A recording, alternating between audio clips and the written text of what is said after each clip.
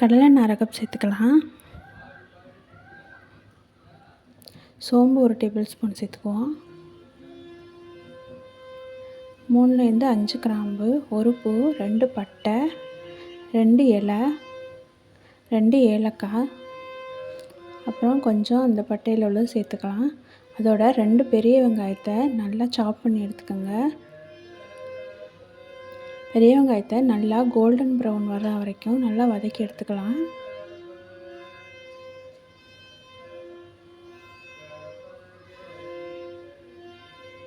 இப்போ பாருங்கள், வெங்காயம் நல்லா கோல்டன் ப்ரௌன் கலரில் வந்துருச்சு.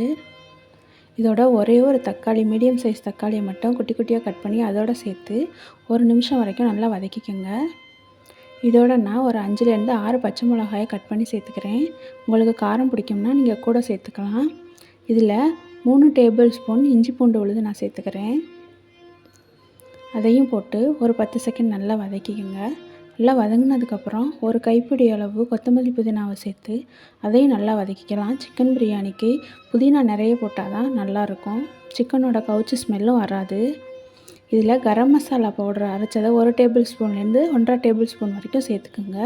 கரம் மசாலா பவுடர் நிறைய சேர்க்க பிரியாணியோட ஃப்ளேவர் ரொம்ப நல்லாயிருக்கும். இப்போது நான் அதில் சுத்தம் பண்ணி வச்சுருக்க நாட்டுக்கோழியை சேர்த்துக்கிறேன். இதில் 1/2 கிலோ நாட்டுக்கோழி இருக்குது.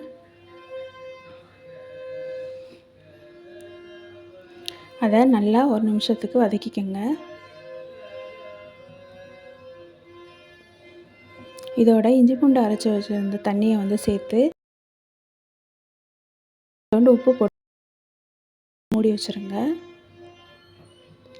இது நல்லா வேகட்டும். இப்போ பாருங்கள், சிக்கன் வந்து நல்லா வெந்துருச்சு. இப்போது ஊற வச்சுருக்க சீரக சம்பா அரிசியை அதில் சேர்த்துக்குங்க. சீரக சம்பா அரிசியை நீங்கள் அரை மணி நேரம் முன்னாடியே ஊற வச்சு எடுத்துக்கோங்க. இதை 1 நிமிஷம் வரைக்கும் நல்லா கிளறுங்க. அப்போ தான் சாதம் உதிரி உதிரியாக வரும். இப்போ 1 உலக்கு அரிசிக்கு 2 உலக்கு தண்ணி சேர்த்துக்கிறேன்.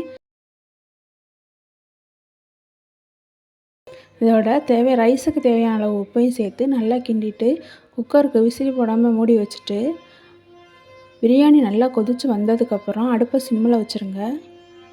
இப்போ பாருங்கள், பிரியாணி நல்லா உதிரி உதிரியாக வந்துருச்சு. இதே மாதிரி நீங்களும் வீட்டில் ட்ரை பண்ணுங்கள். தேங்க்யூ.